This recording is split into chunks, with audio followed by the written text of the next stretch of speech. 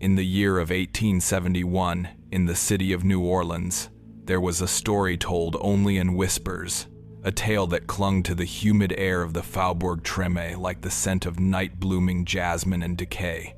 It concerned a woman, a tomb, and a sickness that followed any man who dared to touch her grave.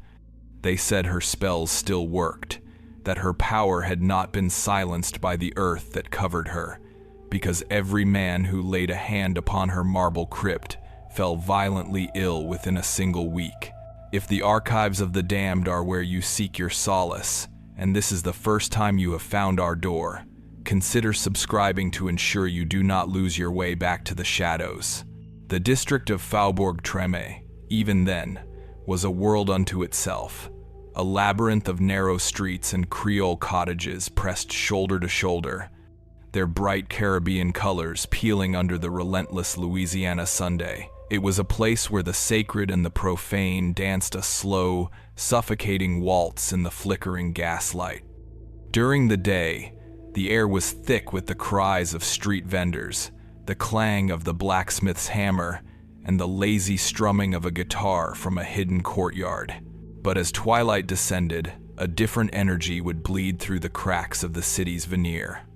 The oppressive humidity seemed to trap sound, carrying the faint, rhythmic pulse of drums from secret gatherings and the low murmur of prayers spoken in a language that was neither French nor English. This was a place where faith was a complex and often contradictory tapestry, woven from Catholic piety, African spirits, and the raw, untamed magic that had seeped into the very soil from the bayou. The air itself felt heavy, ancient, saturated with the unspoken histories of bondage and rebellion, of plagues and passions. The scent of sweet olive and gardenia mixed with the metallic tang of blood from the slaughterhouses and the ever-present dampness of the nearby swamp, creating a perfume that was both intoxicating and funereal. It was a city that felt perpetually haunted, not by ghosts in the conventional sense, but by the sheer weight of its own past, a past that refused to remain buried. Every shadow seemed to hold a secret. Every gust of wind through the cypress trees sounded like a sigh, and every resident understood, on some primal level, that there were forces at play in their world that defied the tidy explanations of priests and physicians. This was the world that held the story of Celeste Beauregard, a woman the locals called La Femme Noire, the black woman, not for the color of her skin, but for the color of the magic they claimed she commanded. Her final resting place was not among the grand, ostentatious cities of the dead that New Orleans was famous for, those sprawling cemeteries where the wealthy families of the city built miniature mansions for their departed. Instead, she was interred in a smaller, more neglected graveyard on the edge of the Treme, a place where the forgotten were laid to rest. The cemetery was a chaotic garden of decay. The tombs, bleached white by the sun and stained green with algae from the incessant rain, tilted at precarious angles, sinking slowly back into the soft, waterlogged earth. Iron fences, once proud and ornate, were now rusted skeletons, their gates hanging agape like silent mouths. Weeping angels had lost their faces to time and humidity, their stone tears mingling with the real moisture that dripped from the grasping branches of live oaks. It was here, in a secluded and perpetually shadowed corner, that one could find the tomb of Celeste Beauregard. It was a simple structure, a low marble box, stark and unadorned compared to its neighbors. There was no cross, no angel, no inscription of her name or the dates of her life and death. The marble itself was unusual, a deep, veinless black that seemed to absorb the light around it, remaining cool to the touch even on the most scorching of summer afternoons. The locals said it had been carved from a stone brought from some distant, unholy land, but no one could say for sure. The ground around the tomb was always bare. No grass, no weeds. Not even the most stubborn moss would grow within a few feet of its base, creating a perfect, sterile circle of barren earth in the midst of the cemetery's rampant life. It was as if the very soil rejected her presence, or perhaps feared it. The cemetery keeper, an old man with skin like wrinkled parchment and eyes that had seen too many sorrows, would never approach it. He would tell anyone who asked that the air around that particular crypt was different, colder, and that on still nights, one could hear a sound from within, a soft, rhythmic whisper like a woman humming a lullaby to a restless spirit. The legend of the tomb's curse was a cornerstone of Treme folklore, a cautionary tale told to frighten curious children and sober drunken men. The specifics of the stories varied with each telling, but the core elements remained terrifyingly consistent. It was said that any man, and only a man, who touched the black marble of the crypt would be struck by a mysterious affliction before 7 days had passed. The affliction was not a simple ailment. It was a comprehensive decay of body and mind. It began with a fever, a deep, penetrating heat that could not be broken by any poultice or medicine. This was soon followed by debilitating nosebleeds, sudden and violent, that would leave a man pale and weak. Then came the hallucinations. Men would speak of seeing a tall woman in a black veil standing in the corner of their room, her face obscured by shadow. They would complain of hearing voices, whispers that seemed to rise from beneath the floorboards, speaking in a strange patois, uttering curses and prophecies. The sickness would progress rapidly, the victim's skin taking on a waxy, jaundiced hue, his eyes becoming sunken and clouded with a profound, unnameable terror. The local physicians, men of science and learning, were baffled. They would diagnose it as yellow fever, or malaria, or some other swamp-borne malady, yet none of the usual treatments had any effect. The afflicted men would waste away, their bodies growing frail while their minds fractured, until they finally succumbed, often in a fit of raving madness. The tales were numerous and specific. There was the story of a young stevedore, a man known for his strength and boisterous laughter, who had slapped the tomb on a dare after a night of heavy drinking. 4 days later, his friends reported that he had locked himself in his room, screaming that spiders were pouring from the walls. He was dead by the 6th day.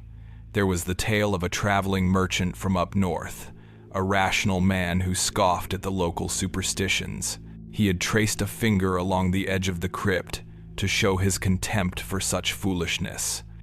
Within the week, he was found in his hotel room, having bled to death from his eyes, nose, and ears, the walls of the room covered in frantic symbols he had painted in his own blood. These were not ancient histories. They were recent, vivid accounts, passed from neighbor to neighbor in hushed tones, reinforcing the aura of dread that surrounded the tomb of La Femme Noire. The women of the Treme seemed to understand the nature of her power more deeply. They would never speak ill of her. Some would even leave small offerings near the barren circle of earth around her tomb, a single white flower, a piece of fruit, or a small hand-carved fetish. They did this not out of love, but out of a deep and abiding respect born of fear. They understood her rage, they knew the stories of her life, and they knew the injustice of her death. They believed that her spirit remained tethered to her body, her anger a potent and eternal poison directed at the world of men who had wronged her. For them, the curse was not a random act of malevolence. It was a targeted, and perhaps even righteous, act of vengeance that had not ended with her final breath. It was a power that death had not conquered, but had instead refined. Into this city of humid secrets and lingering spirits came a man who believed in neither. He was a young doctor, recently arrived from Boston, a city of cold reason and scientific certainty. He had come to New Orleans to study the tropical diseases that flourished in its swampy climate, to make a name for himself in the field of pathology. He saw New Orleans not as a place of magic and mystery, but as a fascinating petri dish of infection and contagion. The young doctor was a man of the modern age, a firm believer in observable facts, empirical evidence, and logical deduction. He held a deep-seated contempt for superstition, viewing it as a symptom of ignorance and a barrier to progress. He found the folklore of the Treme to be quaint and pitiable, the fanciful inventions of an uneducated populace seeking to explain a world they could not understand through rational means. He was given a small room to lodge in near the hospital, and his landlady, a devout and fearful Creole woman, was the first to tell him the story of Celeste Beauregard. She spoke in a low, urgent whisper, her eyes wide with genuine terror, telling him of the curse and warning him to never go near that part of the cemetery. The doctor had listened with polite condescension, a small, dismissive smile playing on his lips. He assured her that every curse had a scientific explanation, that the so-called sickness was likely just an unusually virulent strain of swamp fever, endemic to that poorly drained part of the district. He explained that the proximity to the cemetery likely meant the local water was contaminated, and that the legend was simply a way for the human mind to create a narrative around a series of coincidental, but explainable, deaths. He saw it as his duty, both as a man of science and as an enlightened individual, to dismantle such harmful myths. He decided that the most effective way to demonstrate the fallacy of the curse was to confront it directly. He would perform a simple, public act of defiance that would expose the superstition for what it was, a ghost story and nothing more. One late afternoon, as the sun began to cast long, distorted shadows across the city, the young doctor made his way to the forgotten cemetery. The air was still and heavy, the silence broken only by the chirping of cicadas. He found the tomb easily, its stark black form and the barren circle of earth around it making it unmistakable. It looked exactly as it had been described, a block of pure darkness in the fading light. He could feel the eyes of unseen observers on him, the cemetery keeper watching from the gatehouse, a few local children peering through the rusted iron fence. They were his audience. He walked forward with a confident stride, his footsteps unnaturally loud on the gravel path. He stopped just before the bare patch of ground, his polished leather shoes at the very edge of the circle. He took a deep, theatrical breath, and then he stepped across the threshold, planting his feet firmly on the dead earth.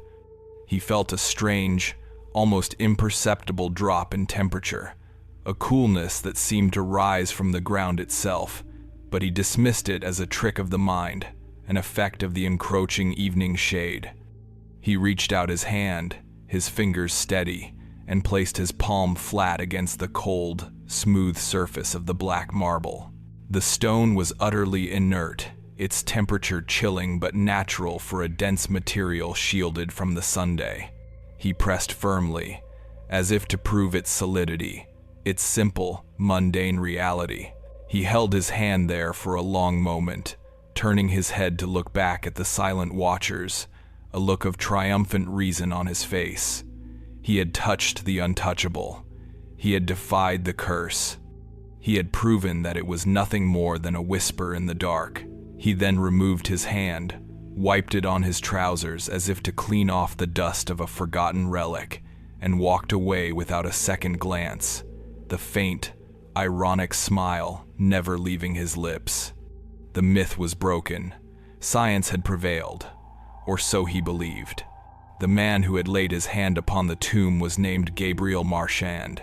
He was, by the standards of his time, the very model of a modern physician. His mind was a fortress built of logic and empirical observation, its walls fortified against the creeping vines of superstition that he believed choked the intellectual life of this sultry, backward city. In the first 24 hours following his public act of defiance, his conviction felt absolute. He slept soundly that night, the air in his rented room thick but still, and awoke to a day of unremarkable clarity. He spent his hours at the charity hospital, lancing boils, setting bones, and meticulously documenting the progress of a cholera outbreak in the city's Irish quarter. In his journal that evening, he dedicated a short, rather smug paragraph to the event at the cemetery. He wrote that he had performed a necessary, if minor, experiment to dispel a local delusion, and that the only consequence had been the soiling of his trousers with a bit of grave dust. He noted, with the detached air of a sociologist, that the fear in the eyes of the onlookers was a more virulent contagion than any disease he had yet encountered in New Orleans. For Gabriel Marchand, the case was closed. The legend was nothing more than a fiction, a communal fever dream born of ignorance and humidity. The tomb was just a box of cold stone, and the woman within it was simply dead. The second day passed with the same uneventful calm, further cementing his certainty. He felt invigorated, as if his small victory over the forces of unreason had sharpened his senses and clarified his purpose. He began to draft a letter to a former professor in Boston, a treatise on the subject of medical folklore and its detrimental effects on public health, using the tale of Celeste Beauregard as his primary case study. He described the local beliefs with the precise, slightly condescending language of an entomologist describing the rituals of an exotic insect. He felt a certain intellectual pity for these people, trapped in a pre-scientific world of their own making. It was only on the evening of the third day that the first subtle crack appeared in the foundation of his certainty. It was a headache, a dull, persistent throb behind his right eye. He dismissed it at first as a product of eye strain from reading by the weak, flickering gaslight. He took a common analgesic powder, but the pain did not recede. It remained, a constant, low-level pressure, a physical fact that his will could not ignore. Later that night, as he lay in bed trying to sleep, he became aware of a sound. It was faint, a deep, rhythmic beat that seemed to exist at the very edge of his hearing. He assumed it was music from one of the taverns in the district, or perhaps one of the clandestine voodoo ceremonies he had heard so much about. He found it irritating, a primitive and monotonous pulse that interfered with his rest. He pressed his pillow over his ears, but the sound remained, no longer seeming to come from outside, but from somewhere much, much closer. It felt as if it were vibrating through the very wood of the bed frame, or perhaps through the bones of his own skull. By the morning of the fourth day, the headache had intensified. The pressure was now a sharp, stabbing pain that made the morning light feel like a physical assault. He was examining a patient at the hospital, listening to the man's heart with his stethoscope, when he felt a sudden, warm wetness on his upper lip. He pulled away, startled, and touched his fingers to his nose. They came away slick and crimson, a nosebleed. He quickly excused himself, pressing a handkerchief to his face to staunch the flow. In the privacy of his small office, he tilted his head back and pinched the bridge of his nose, waiting for the bleeding to stop. His mind, ever the diagnostician, raced through the possibilities.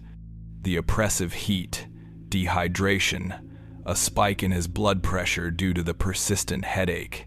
He cataloged the symptoms clinically, refusing to allow any other, more irrational thought to intrude. Yet, as he stared at his pale, blood-stained reflection in the small, warped mirror on the wall, a flicker of something cold and unfamiliar passed through him. It was the memory of the stories his landlady had told him, the whispers of fevers and sudden hemorrhages. He pushed the thought away with violent force. It was a coincidence, nothing more. The bleeding eventually subsided, but it left him feeling weak and strangely vulnerable. That evening, the drumming returned, louder and more insistent than before. It was no longer a distant possibility, but a definite, pervasive presence. It had a complex, syncopated rhythm that was both hypnotic and deeply unsettling. It seemed to come from all directions at once, from the street, from the walls, from the humid air itself. It was the sound of a heart beating out of time with his own. The 5th day marked the beginning of the true descent. A fever had taken hold of him during the night, leaving his sheets soaked with a greasy, chilling sweat. His body ached with a profound weariness he had never before experienced. He was forced to send a note to the hospital, informing them that he was unwell and would be confined to his room. His landlady, a kind woman with worry etched deeply into the lines of her face, brought him broth and cool water. She saw the feverish glint in his eyes and the waxy pallor of his skin, and he could see the fear she was trying to hide. She asked him if he wanted her to call for the priest. He refused, his voice a hoarse croak, telling her that he was a doctor and that he would diagnose and treat himself. But his medical knowledge was failing him. The symptoms did not align perfectly with any known pathology. It had the fever of yellow jack, but not the characteristic black vomit. It had the hemorrhaging of dengue, but the bleeding was, for now, confined to his nose. It was something else, something that defied the neat categorizations of his textbooks. That night, the hallucinations began. At first, they were purely auditory. The drumming was now a constant, thunderous cannonade that seemed to shake the very foundations of the room. And beneath the drumming, there were voices, whispers. They were indistinct, a chorus of sibilant sounds that slithered through the air like snakes. He could not make out any words, but he felt the intelligence behind them, a malevolent and focused consciousness. He pressed his hands to his ears, but the voices were inside his head, echoing in the cavern of his skull. He was a man of science, and he knew these were symptoms of a neurological disturbance brought on by the high fever. He repeated this to himself like a mantra, a prayer to the god of reason. Delirium, auditory phantoms, a predictable product of cellular decay. But the terror they produced felt anything but predictable. It felt ancient and intentional.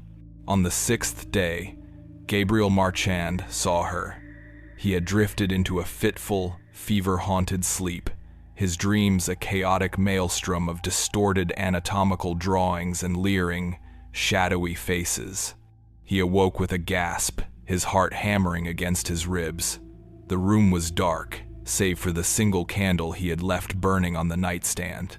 Its flame trembled, casting long, dancing shadows upon the walls. And in the far corner of the room, where the shadows were deepest, stood a figure. It was a woman, tall and unnaturally still. She was dressed in a long, black dress of an old-fashioned cut, and her face was obscured by a thick, dark veil that fell to her shoulders. He could not see her features, but he could feel her gaze, a weight, a pressure that was more intense than the pain in his head. His breath caught in his throat. His scientific mind screamed at him. A hallucination, a hypnopompic illusion, a trick of the fevered brain and the flickering light. He squeezed his eyes shut and opened them again. She was still there. She did not move. She did not speak. She simply stood, a sentinel of silence in his sick room.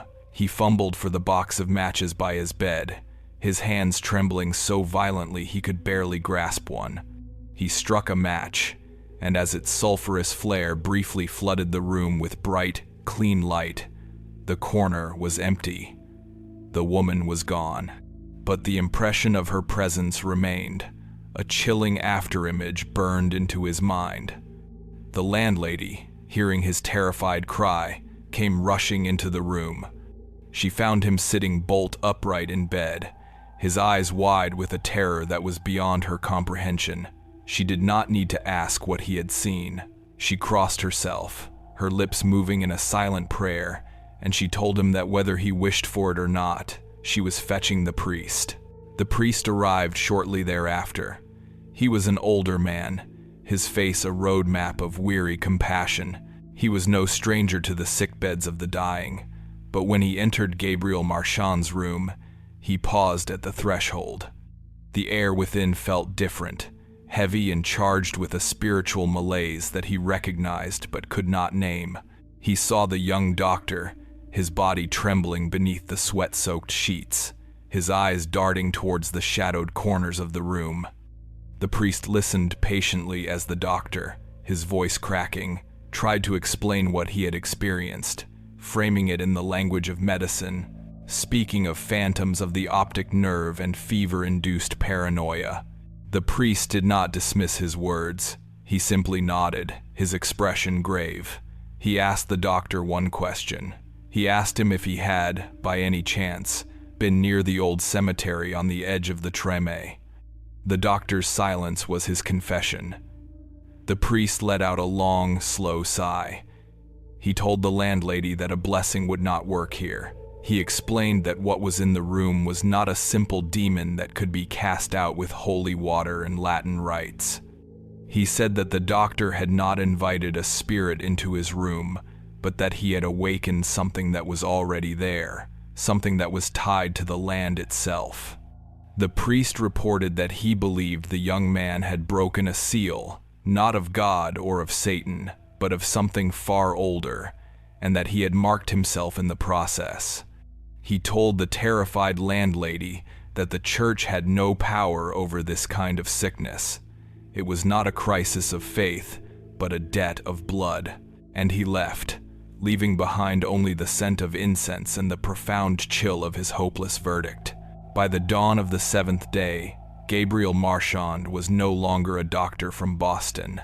He was a vessel for the sickness of Treme. His lucidity was gone, replaced by a rambling, feverish monologue. He spoke in a strange patois, a mix of Creole French and unfamiliar African words that he had never learned, that he could not possibly know. He spoke of the swamp at dusk, of rituals performed under a blood-red moon, and of a great injustice. He cried out that he could hear voices, not in his head anymore, but beneath him, rising up from the very earth, whispering his name. His physical decay was now terrifyingly rapid. A web of dark bruises, like faint thumbprints, had appeared on his skin, and a thin trickle of blood constantly seeped from his nose, staining his lips and chin a ghastly blackish red. The once proud man of science was now a babbling, broken creature, trapped in the final, agonizing stages of a disease for which there was no name and no cure. His journal, which lay open on his nightstand, told the story of his undoing. The first few entries were written in a neat, confident hand, the language precise and clinical. But as the days progressed, the script became erratic, the confident loops and slashes devolving into a spidery, barely legible scrawl. The clinical observations of his own symptoms gave way to fragmented, terrified questions. The final entry, written just hours before his mind had completely fractured, was the most chilling of all. He wrote that the woman in the veil was no longer just a static apparition. He described seeing her move through his room in the dead of night, her form gliding through the shadows without a sound. He wrote that he had watched her perform rites, tracing intricate symbols on the damp glass of the window panes with a long, pale finger. He wrote of smelling the scent of wet earth and crushed herbs in his sealed room, a scent that was both cloying and funereal. His very last sentence was a testament to the complete annihilation of his scientific worldview. He wrote that he had made a terrible mistake.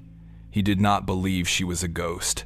He believed she was somehow alive, and that when he had touched her tomb, he had not desecrated a grave, but had opened a door. This horrifying account shifts our focus. To understand the living nightmare that had consumed the doctor, we must first understand the life of the woman who was its author. We must turn the page back and ask the question, who was Celeste Beauregard? To comprehend the nature of the power that had dismantled the mind of Gabriel Marchand, we must exhume a history that the city of New Orleans tried to bury. The official records of the time are thin, deliberately vague, but the unofficial chronicle, the one preserved in the oral traditions of the Tremés Creole and African-descended families, tells a far more detailed and disturbing story. The life of Celeste Beauregard did not begin in shadow, but in service. Long before she was known as La Femme Noire, she was the community's unacknowledged midwife and healer, a woman whose hands had brought a generation of children into the world. Her small cottage, tucked away on a street where the cobblestones gave way to packed earth, was a sanctuary for the women of the district. It was a place that smelled perpetually of boiling herbs, of chamomile and feverfew, of vervain and yarrow. Her knowledge was not learned from books or universities, but was a legacy passed down through her maternal line, a deep and intuitive understanding of the bayou's pharmacopoeia. She knew which roots could soothe a colicky baby, which leaves could break a fever, and which barks could stop a life-threatening hemorrhage after a difficult birth. She was a woman of profound stillness, her movements economical and precise, her voice a low, calming monotone that could soothe the most panicked of laboring mothers.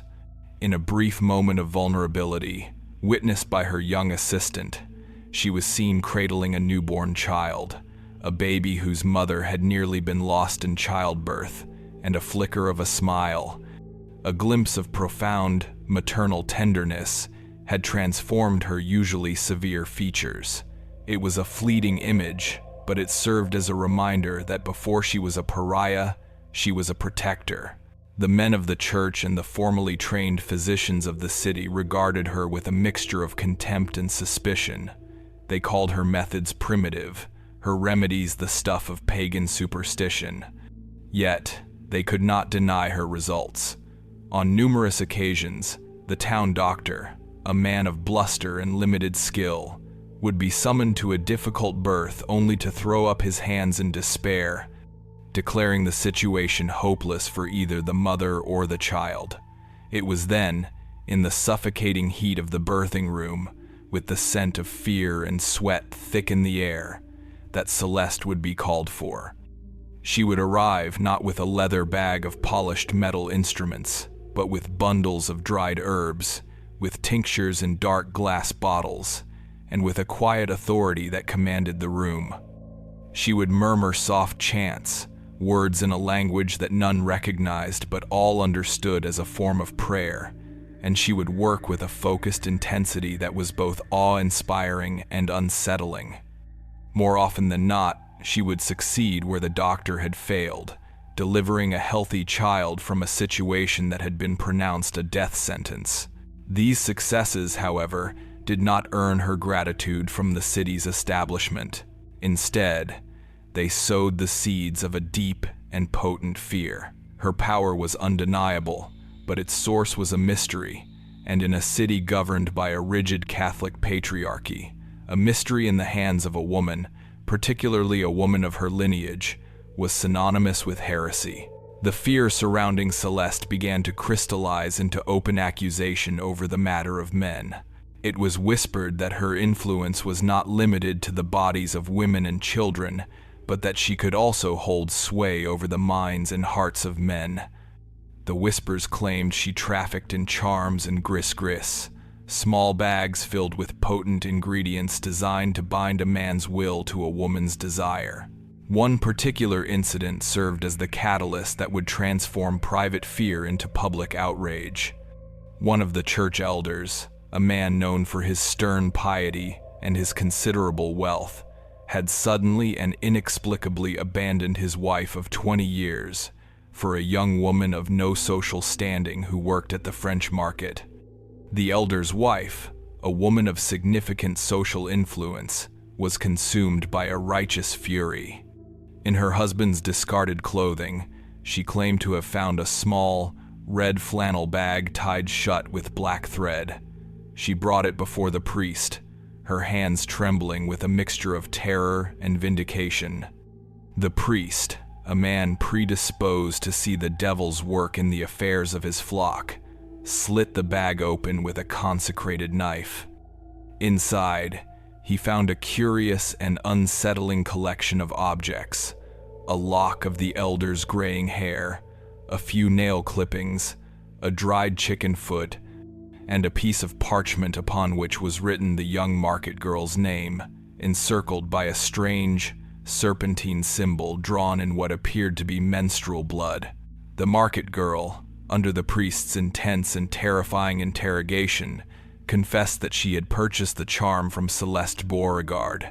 She tearfully recounted that Celeste had instructed her on its use, telling her it was a charm for love, a way to capture the attention of the man she desired.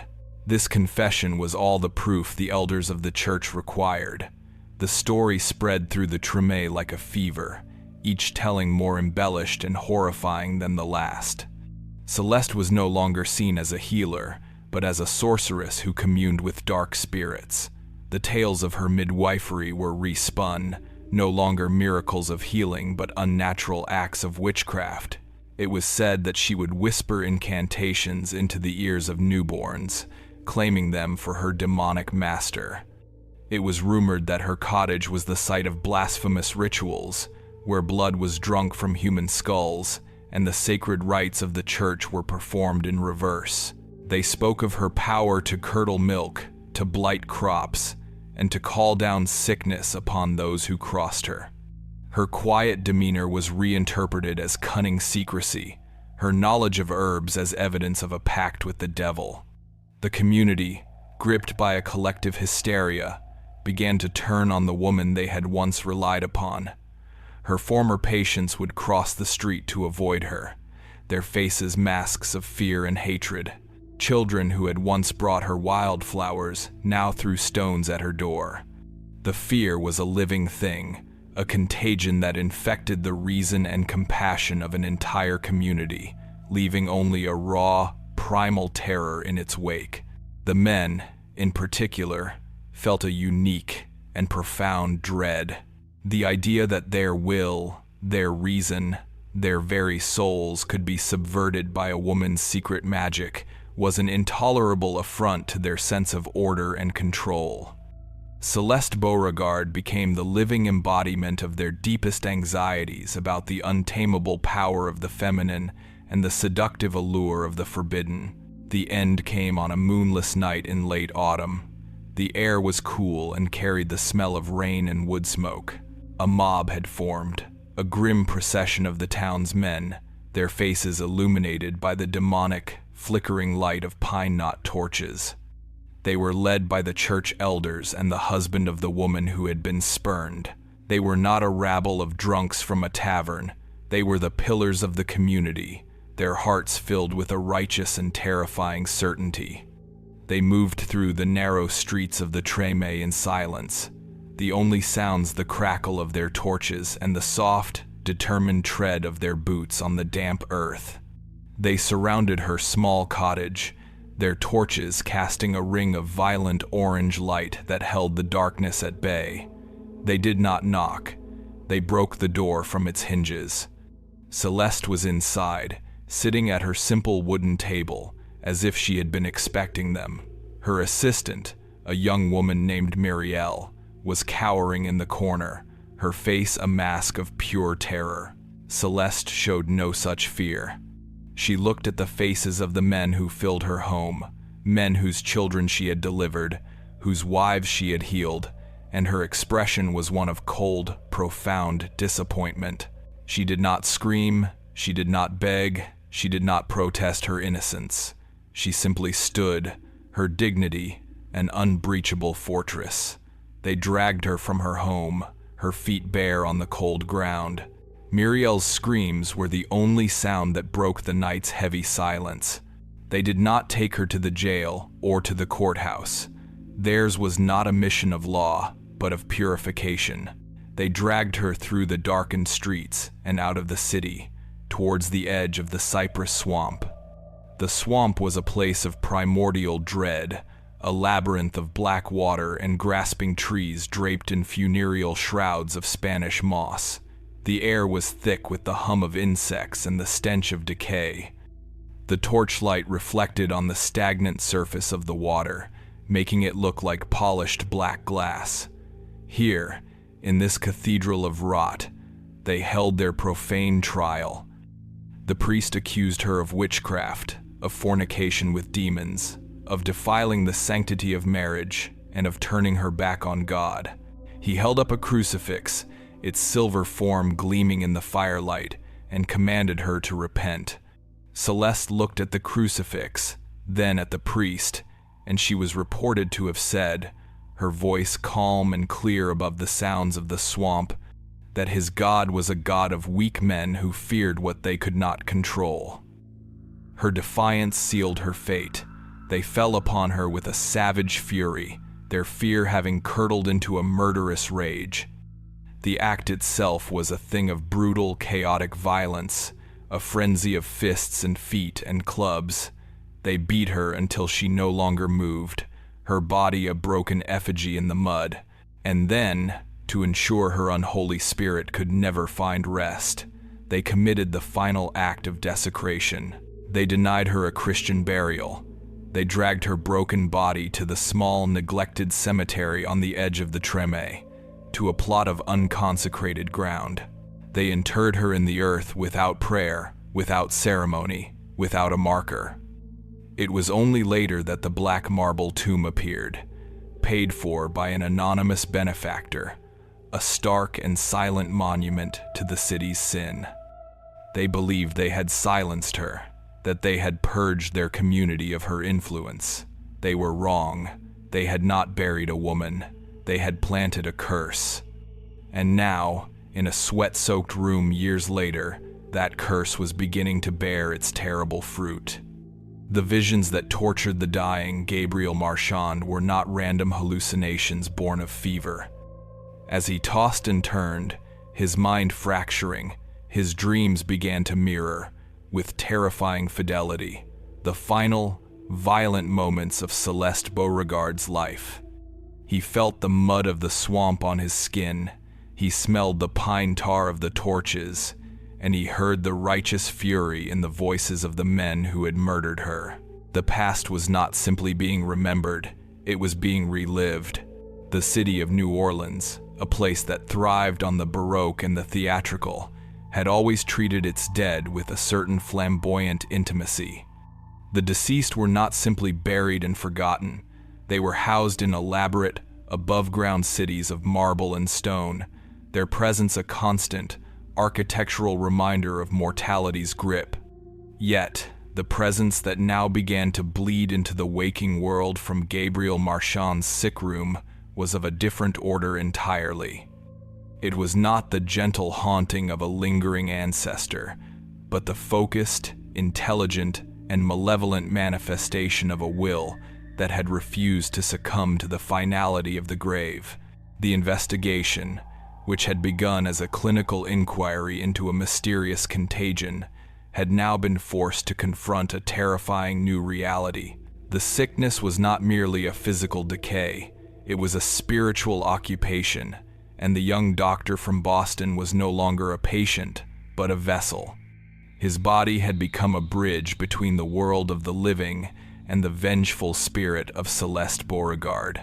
My role, as the chronicler of these events, shifted from that of a detached observer to an unwilling participant, a witness to phenomena that strained the very limits of reason. The nights became a theater of escalating dread. The disturbances began in the city morgue, a cold, sterile environment where the dead were meant to lie in quiet repose. The night attendant, a man whose nerves had long been hardened by his grim profession, began to report a series of inexplicable events. He would hear noises from the autopsy theater long after the physicians had departed, the sound of metal instruments clattering on steel trays, as if a spectral surgeon were at work.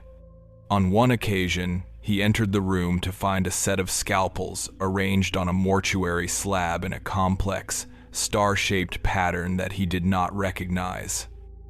But the most unsettling discovery was the symbols. One morning, he found them scrawled on the fogged glass of the cold storage lockers, drawn with a bloody finger.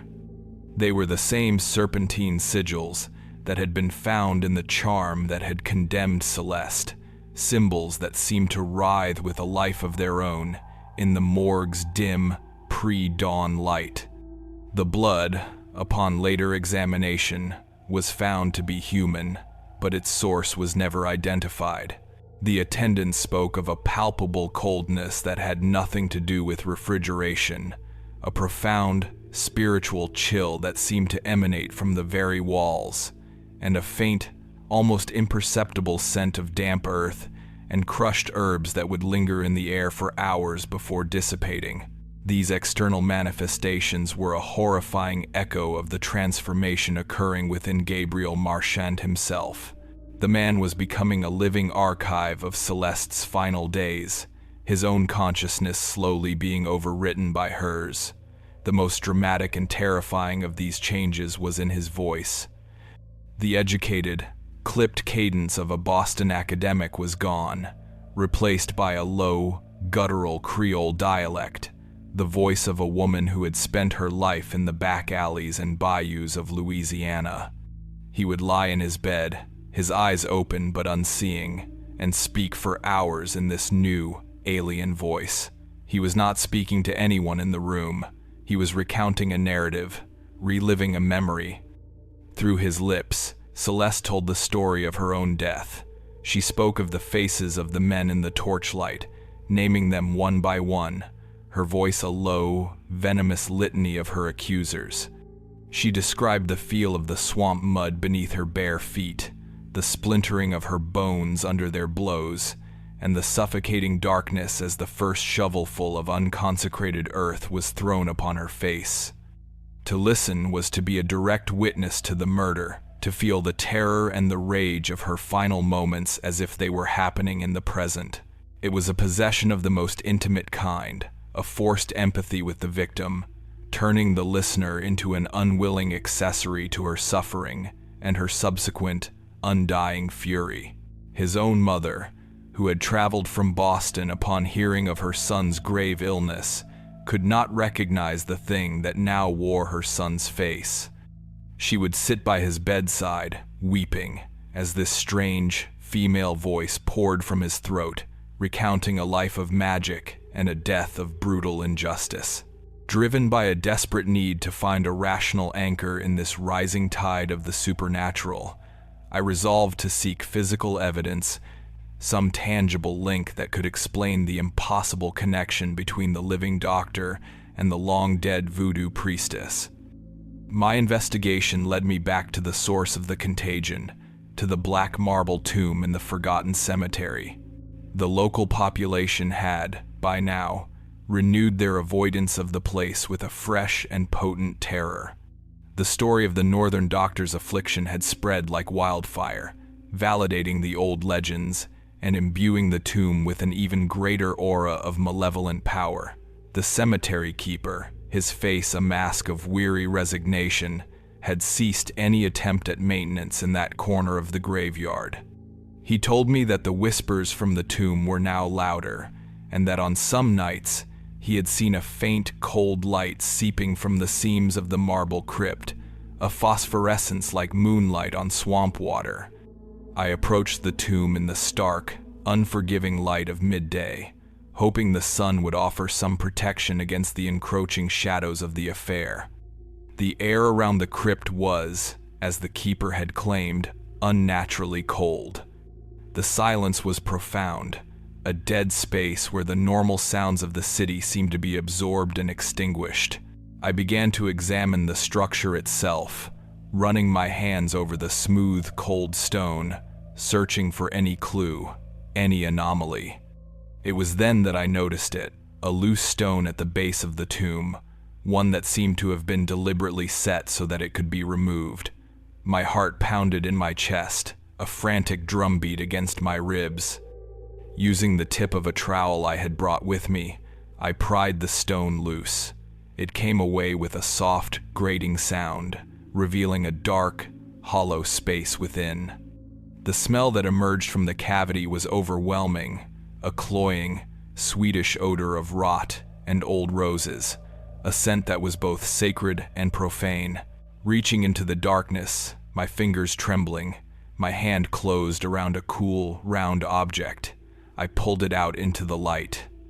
It was a glass jar, thick and murky with age, sealed with a cracked wax stopper.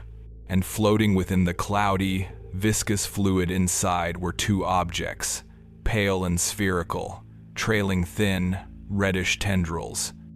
It took my mind a moment to process the impossible, horrifying reality of what I was holding. They were human eyes, preserved, staring out through the glass with a flat, milky white gaze that seemed to follow me, to know me. A wave of nausea and vertigo washed over me. This was not a grave marker, it was a reliquary, a place of power where some essential part of her had been intentionally preserved. It was a fetish, a focal point for her will, a direct and gruesome link between her physical remains and the world she had been so violently forced to leave. This relic was the anchor of the curse. That night, as if in response to the desecration of her hidden sanctum, the sky over New Orleans broke open. A thunderstorm of biblical fury descended upon the city, the rain coming down in solid, blinding sheets, the wind tearing at the shutters and howling through the narrow streets like a hungry spirit. The lightning came in relentless, strobing flashes, illuminating the treme in brief, ghastly tableaus of twisted trees and rain-lashed cottages. It was in the midst of this elemental chaos that the haunting of Gabriel Marchand reached its terrifying climax. The oil lamps in his room trembled and flickered with each gust of wind, casting the scene in a frantic, unreliable light. The drumming that had tormented him was no longer just in his head. It was real. Its powerful, complex rhythms carried on the wind from some unknown source within the district, a heartbeat for the storm itself. And then, as a particularly violent crash of thunder shook the very foundations of the house, Gabriel sat bolt upright in his bed. But the face that turned towards me in the flickering lamplight was not his own. It was a contorted mask of fury, the features sharpened, the eyes burning with an ancient feminine rage. The voice that came from his lips was no longer the recounting of a memory, but a direct and present utterance of power. It spoke my name. A cold dread, colder than the grave, seized me. She knew I had been to her tomb. She knew I had found her secret. The voice, her voice, whispered a promise on the wind, a promise that the suffering of her chosen vessel was only the beginning.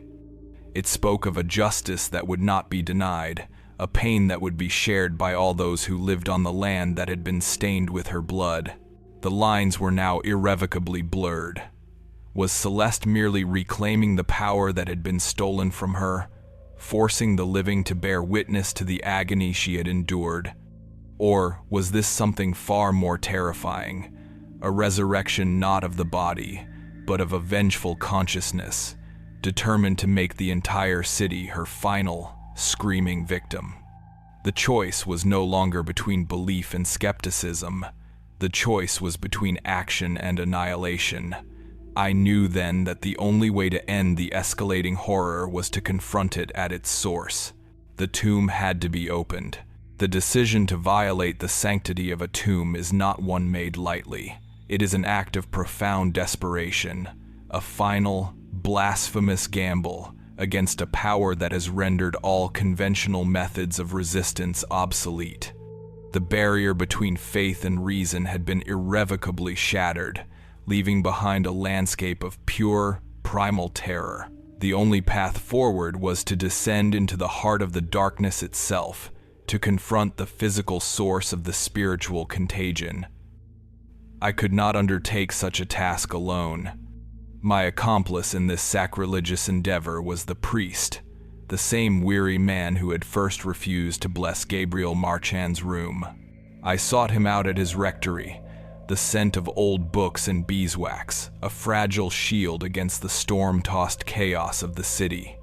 I presented him with the jar of preserved eyes, its gruesome contents a tangible testament to the unholy nature of our predicament. He stared at the relic, his face pale in the candlelight, the blood draining from his already ashen cheeks. He made the sign of the cross, his hand trembling, and for a long moment he was silent. He then looked at me, his eyes filled not with condemnation, but with a shared and terrible understanding. He conceded that the laws of man and even the rights of the church were insufficient to address this particular evil. He agreed that we were dealing with a force that had intentionally anchored itself to the physical world, and that the only remaining hope was to sever that anchor. He consented to accompany me, not as a priest performing an exorcism, but as a man bearing witness to an act he prayed God would one day forgive. We chose the hour of midnight, the traditional nexus between the worlds, the moment when the veil is at its thinnest. The storm had passed, leaving in its wake a city cleansed and unnervingly silent. The moon, a perfect luminous disk, emerged from behind the retreating clouds, bathing the Treme cemetery in a brilliant, silvery light that made the white tombs glow with an ethereal luminescence.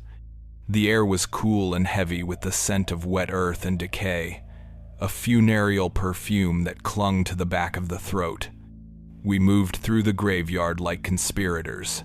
Our tools, a pair of heavy iron crowbars and a sledgehammer, clanking softly with each step, the sound an obscene intrusion into the sacred silence.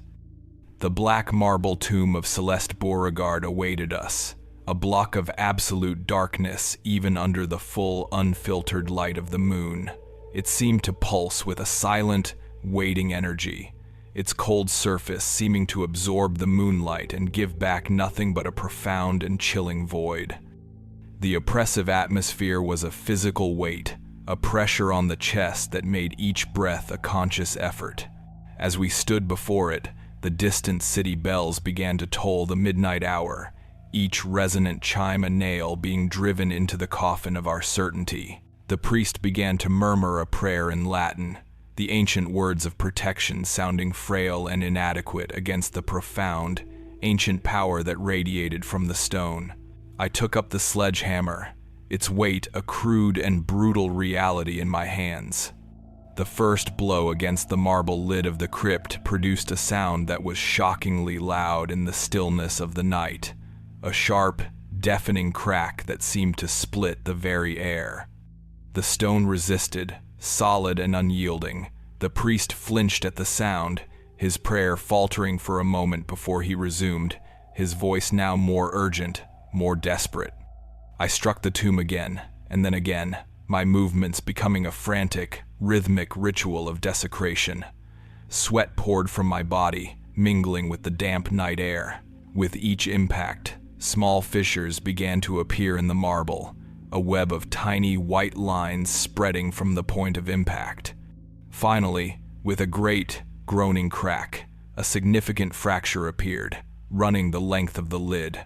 We inserted the tips of the crowbars into the crack, and putting our combined weight against them, we began to pry the massive stone slab upwards. The sound of stone grinding against stone was a physical agony, a screech that grated on the nerves and set the teeth on edge. The smell that billowed out from the newly opened gap was not the expected charnel stench of a century-old grave. It was a wave of perfume, an impossibly rich and heady scent of night-blooming jasmine, of magnolias, and of fresh, damp roses. It was an odor of life, not of death, and its presence in that place of decay was a terrifying, unnatural paradox. With one final, desperate heave, we pushed the marble lid aside. It slid off the crypt with a thunderous crash, striking the ground and sending a tremor through the earth beneath our feet. And then we looked inside. The moonlight poured into the open sarcophagus, illuminating the interior with a stark, silver clarity, and what it revealed was an impossibility that defied every known law of nature and God. Celeste Beauregard lay within, her body perfectly preserved. She was not a skeleton, not a desiccated mummy, but a woman who looked as if she had been laid to rest only moments before. She wore a simple black dress, the fabric unblemished by time or decay. Her skin, a rich, dark umber, was smooth and supple, showing no sign of putrefaction. Her hands were folded peacefully over her chest, her long, elegant fingers intertwined. But the most horrifying detail, the one that stopped the heart and froze the breath in the lungs, was her face. Her eyes were wide open. They were not the milky, dead orbs of a corpse. They were clear, dark, and seemingly intelligent, staring up at the moonlit sky with an expression of serene and patient awareness. It was as if she were not dead, but merely sleeping, dreaming a long and terrible dream from which she was just now beginning to stir. In that moment, as we stood frozen in a state of terrified awe, the priest let out a strangled cry and collapsed to the ground beside the tomb. His body convulsed, his limbs thrashing in the wet grass, a thin line of foam appearing at the corner of his mouth. His eyes rolled back into his head, and he began to speak, but the voice that came from his lips was not his own. It was the same low, female voice that had poured from Gabriel Marchand, but now it was not recounting a memory. It was delivering a judgment. It spoke my name, not as a whisper on the wind, but with a clear, resonant authority that seemed to come from the very air around me, from the ground beneath me, from the open grave before me. It told me that I had been a fool to believe that a thing of the spirit could be destroyed by an act of the flesh. It said that by opening her tomb, we had not severed her anchor, but had instead released her. We had broken the seal that had contained the full measure of her power. We had completed the final step of her last great ritual, a ritual that had begun with her own murder. Her death, I now understood, was not an end. It was a transformation, a consecration. She had used the violent, focused energy of her own demise to become something more than human, something that transcended the barrier between life and death. Her faith, a dark and potent voodoo theology, had not promised her a place in heaven, but a form of eternal, earthly resurrection through the suffering of her enemies. This tomb was not a prison, it was a chrysalis. A profound, visceral terror, unlike anything I had ever known, seized me. My mind, which had clung so desperately to the tenets of reason, was now utterly and completely broken. The universe I had known, a place of predictable cause and effect, had been a comforting lie. The true reality was one of ancient, vengeful gods, and of women who could not be killed. With a strength born of pure animal panic, I grabbed the edge of the heavy marble lid. It felt impossibly heavy, but I strained against it, my muscles screaming in protest. The priest lay twitching on the ground, his body a puppet for her voice, which was now laughing, a low, rich, triumphant sound that echoed through the silent cemetery. I pushed, and the lid scraped back across the top of the crypt, the sound of grinding stone a funeral dirge for my sanity. I managed to slide it back into place, sealing the impossible sight of her open-eyed corpse from the world once more. The laughter stopped. The priest's body went limp. A profound silence descended once more, but it was a different kind of silence now. It was not empty. It was filled with a waiting presence. As I knelt on the damp earth, my body trembling, my mind a ruin, I placed my hand upon the resealed tomb, and beneath the cold, solid marble, I felt it, faint but unmistakable. A slow, steady, rhythmic beat, a heartbeat. The legend of Celeste Beauregard was no longer a story to be investigated. I had become a part of it, and it was far from over.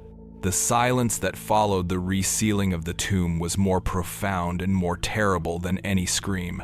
We had not banished a presence. We had merely contained a whirlwind in a bottle, and we could feel the glass beginning to crack. The journey back through the sleeping streets of the Treme was a silent procession of two damned souls. The priest, now conscious but utterly broken, stumbled beside me, his face a slack mask of hollow-eyed shock, his lips moving without sound, forming the words of prayers that no longer held any meaning for him. His faith, a lifetime of structured belief in a world of divine order and ultimate redemption, had been annihilated in a single, horrifying moment of revelation. He had looked into the face of a power his catechism could not explain and his God could not conquer, and it had scoured him clean of all certainty. For my part, the world had been rendered into a new and terrifying text.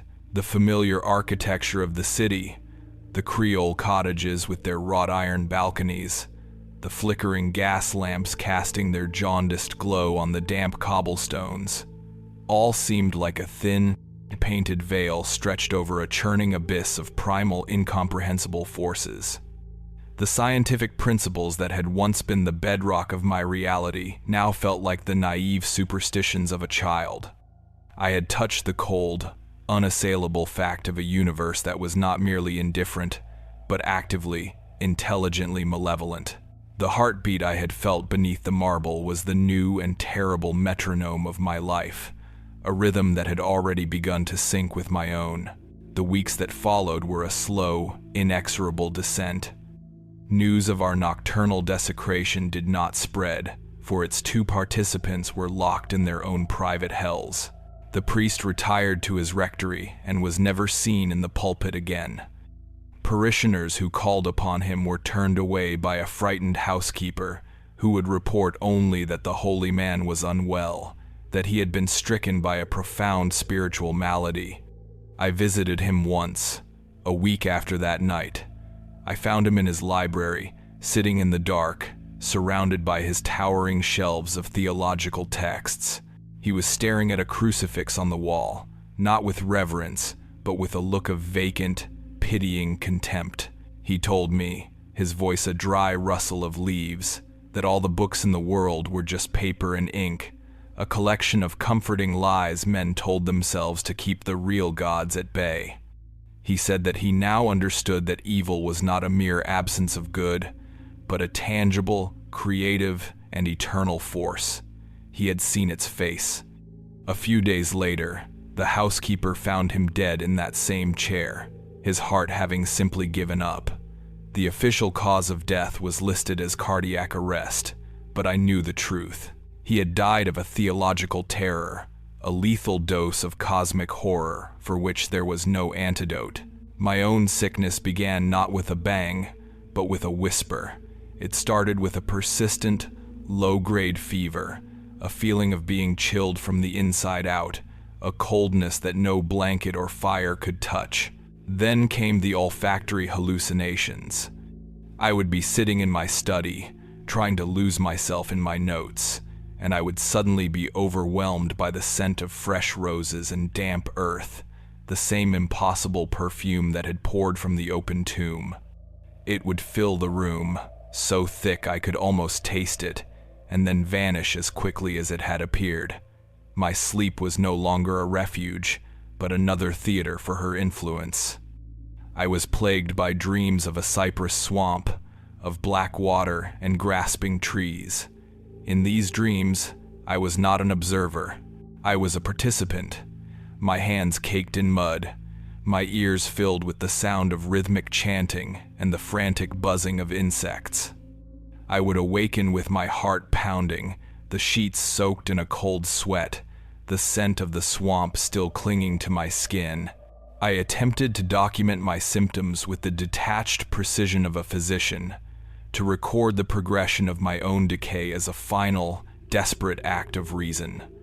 But the clinical language felt hollow, an absurd attempt to apply the tidy labels of science to a process of spiritual dissolution.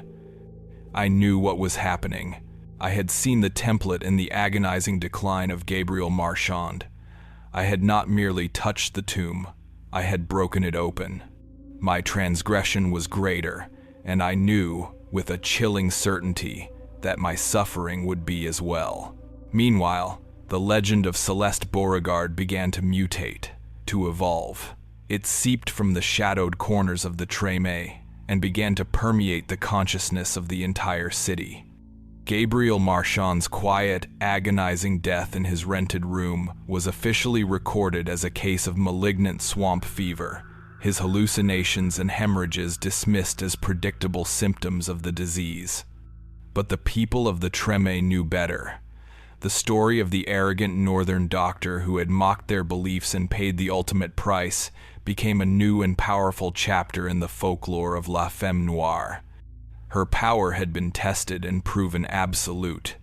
Her tomb, once a place to be shunned and feared, was subtly transformed. It became a destination. The women of the district, in particular, began to approach it with a new kind of reverence.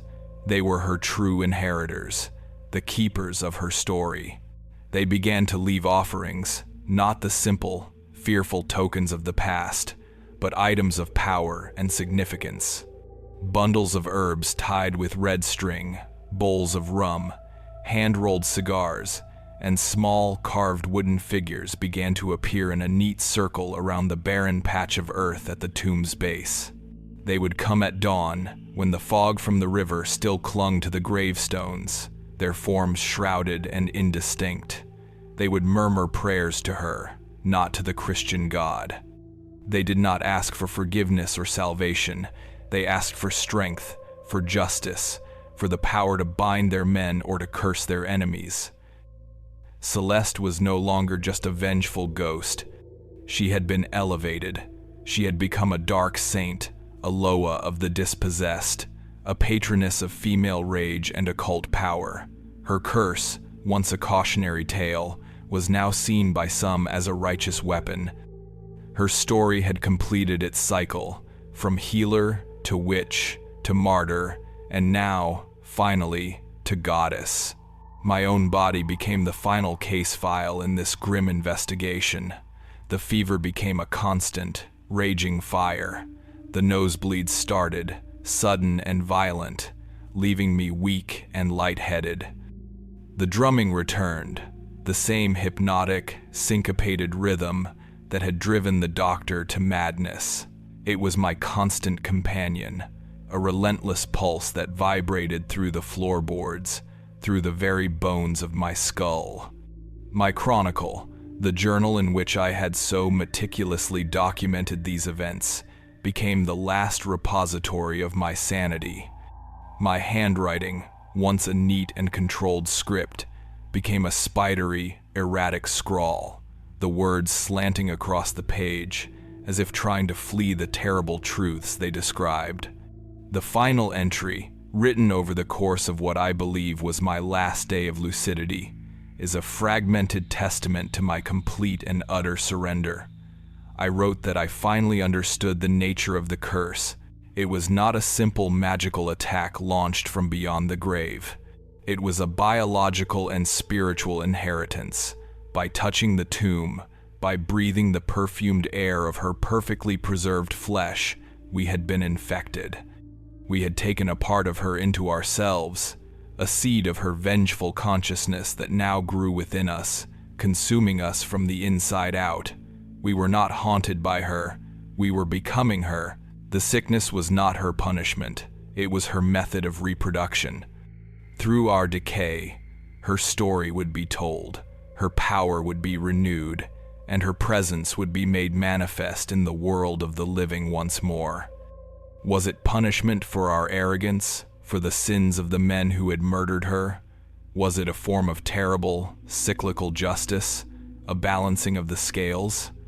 Or was it simply the final, irrefutable proof that she had never been gone at all, that death had been nothing more than a doorway to a more potent and terrible form of existence?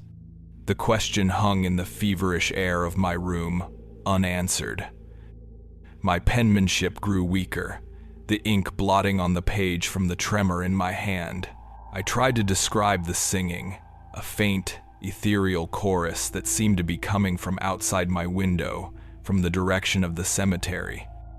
It was the sound of women's voices, rising and falling in a language I did not know but understood with my blood. They were singing her praises. My final recorded thought was not one of terror, but of a strange and horrifying sense of peace. The struggle was over. My hand faltered, the pen slipping from my grasp as a wave of heat and darkness washed over me. The final sentence left hanging, unfinished, on the page. I see her now, standing in the corner of the room, her veil lifted, and she is... The case file on Celeste Beauregard is now closed. Subscribe to the Blasphemy Archive to stand among those present when the next is opened, and leave your thoughts on what you have witnessed.